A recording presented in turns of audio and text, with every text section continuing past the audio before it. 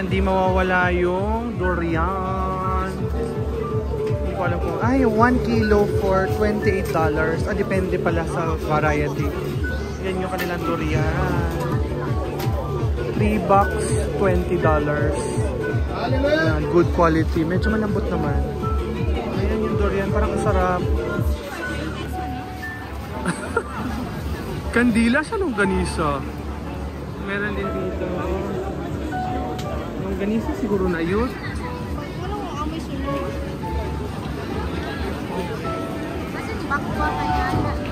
Bakwa na gimong ano, longganisa type. Wow, wow, wow, wow.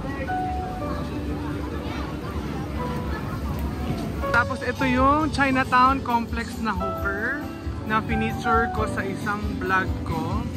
Ayan, may mga hawkers na mga mura dito sa loob. Tapos may market din. May pa-concert pala sila dito. Ayan, mga check one. Check kayo yung tawag namin sa kanila. Ayan, meron pa rin mga streets na mga stalls na nagbebenta ng mga Chinese stuff. So ngayon pupunta kami dun sa Buddha Temple Relic. Ayun, ang ganda.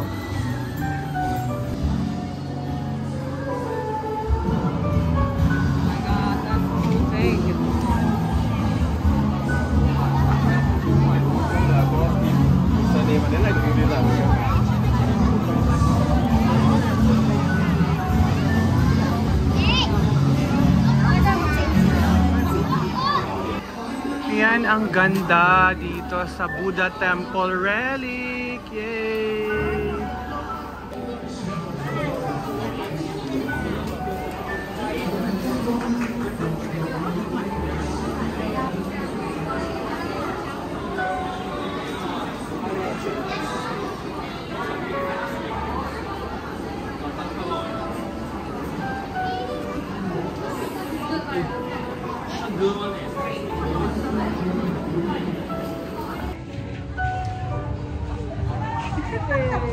Yung tao.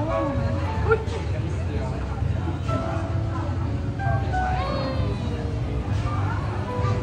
Chicken. Uy, rooster.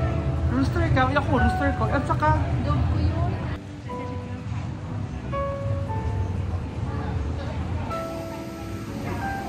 Hala! Ano ba to? Dragon? Nakala ko baboy. Dragon pala to, youth. Lamang Year of the Dragon. Kundo dito sa Chinatown. Sa Buddha Temple Relic to. Yan. Kundo dito.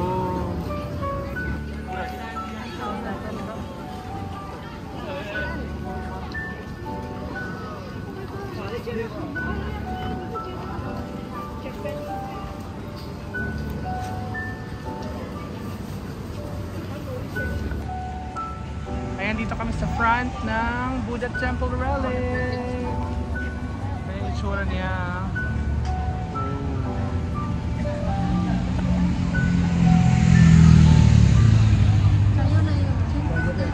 Ito na Ay siguro yung ano.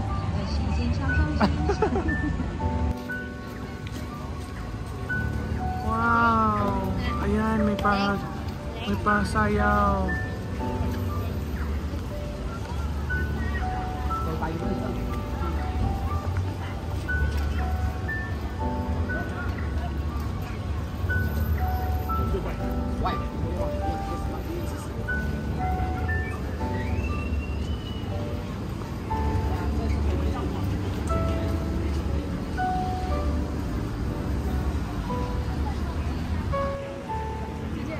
Wow, ang ganda.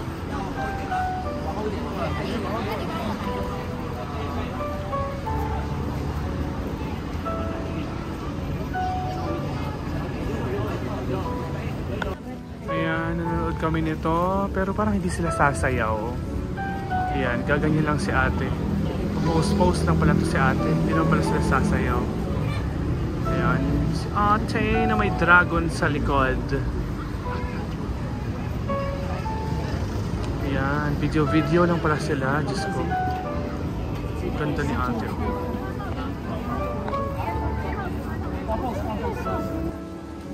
So ito yung itsura ng Buddha Temple relic sa malayo. Ayan, ang ganda! So one of the most famous tourist spot dito. May bus pa ngang dumaan. Ayan, ang ganda dito sa Buddha Temple relic. So sa loob niyan, pwede kayong mag-check ng mga, may mga pwede kayong puntahan sa loob, yung mga relics ng mga Buddha meron sa loob. Pwede kayong pumasok actually. Pero tahimik lang din dapat.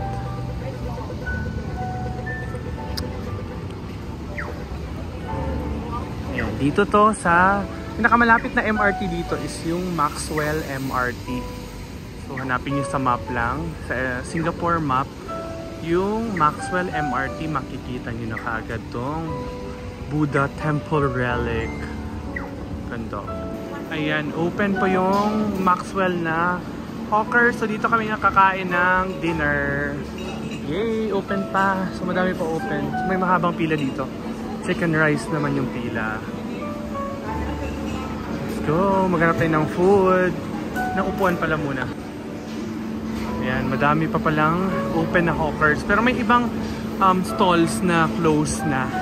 So hanap na lang kayo ng stalls na open pa. So first things first, maghahanap muna kami ng table kung saan kami kakain.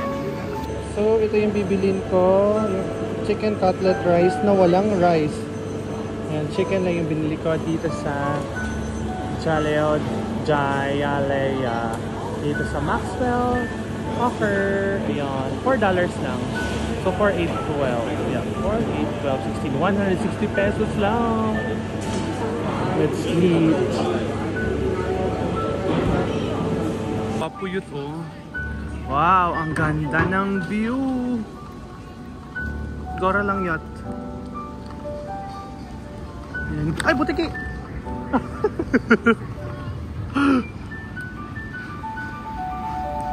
Yan yung Buddha Temple relic. Papasok tayo dyan mamaya.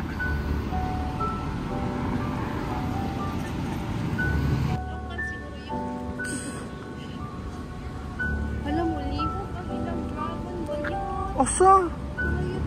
Ay, mulihok kung ito dito. Pero nihigda lagi siya. Una na po nag-shooting. Oh. Wow! Buddha Temple relic. Yan, ganda ng kanilang design. Wala si ate oh. Bongga ang costume ni ate. Yeah.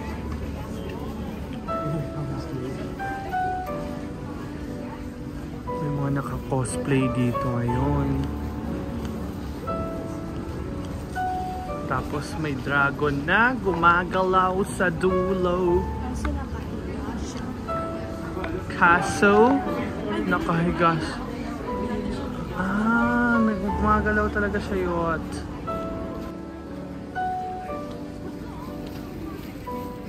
Ayan, may dragon na gumagalaw. Ayan, yung kanyang bontot. Ano ka bang gumagalaw? May dragon. Ayan, gumagalaw. Yung kanilang dragon dito. Ganyan lang siya. Tapos, right na naman. Yung kanyang ulo.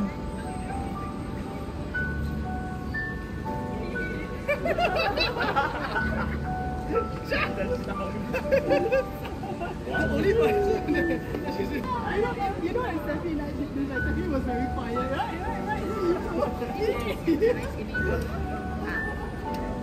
但是你的脸很黑啦，真的。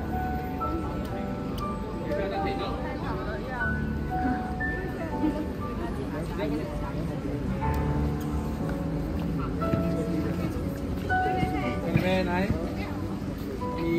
Ben.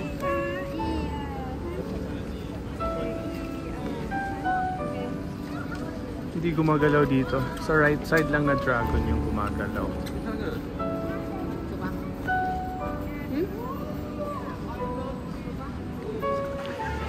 Buddha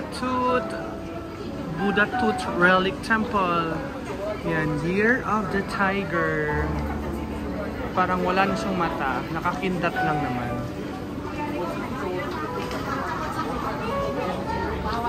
May mga oranges sila. Hawakan nga natin kung totoo. Ay, totoo nga siya. Totoo ba siya? Ano siya yun? Ay, totoo. Pwede bang kainin?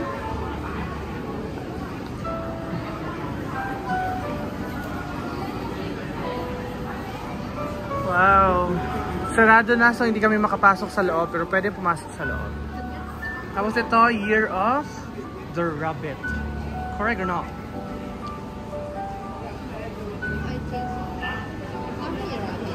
Oo. Year of the Rabbit. So yun na yung mga ibang mga... Kailangan natin sila ano yun? Si Year of the Dragon. Ang cute yung Year of the Dragon. Ayan yung Year of the Dragon. Cute yung Year of the Dragon. Kung saan ka na year yun? Dog. Ito naman yung Year of the Snake.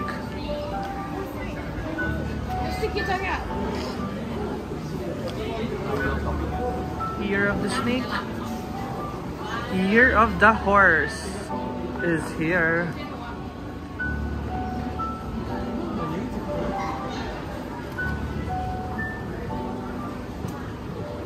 Puntahan natin yung Year of the Sheep. Ito naman yung year. Ay, iba siya sheep? Ox. Ah, kung sa walo ni ox. Ayan, Year of the Ox. Batang ox. Tapos Year of the Monkey is here. Wala nang dog yun. Wala sa kabila pa, no? Year of the Monkey.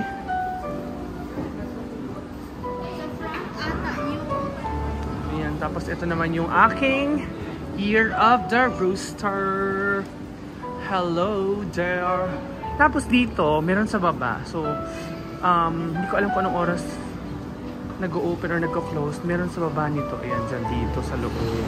Pasok kayo dyan, merong hawker dyan sa loob. Sa baba siya. So, feel ko mga hanggang 5 PM lang to. Yung hawker nila dyan. Kaya nag-close na, hindi kami makakain dyan. Nagpo-photoshoot na naman dito.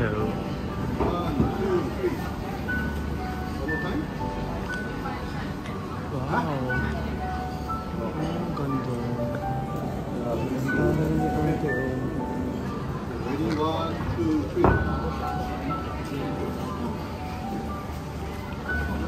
Oh. Ayun pala si Year of the Dog. Si Year of the Dog. Tapos tabi niya si Year of the Pig. Parang naikot na namin yung buong temple. Hindi lang kami nakapasok ngayon kasi nagsarado na. Ayun, close na siya. So kung gusto niyo pumunta dito, dapat early kayo, mga before 4 PM or 3 PM para makapasok kayo sa loob na makita niyo yung history ng Buddha. Makikita niyo yung sa loob yung mga relics nila. Yan, Year of the Rod. Cute. Tapos ito, saan siya youth? Mukha siguro yung ox. Year of the Ox. Sheep, maguto ganina, no? Ay, sheep dito. Year of the Ox.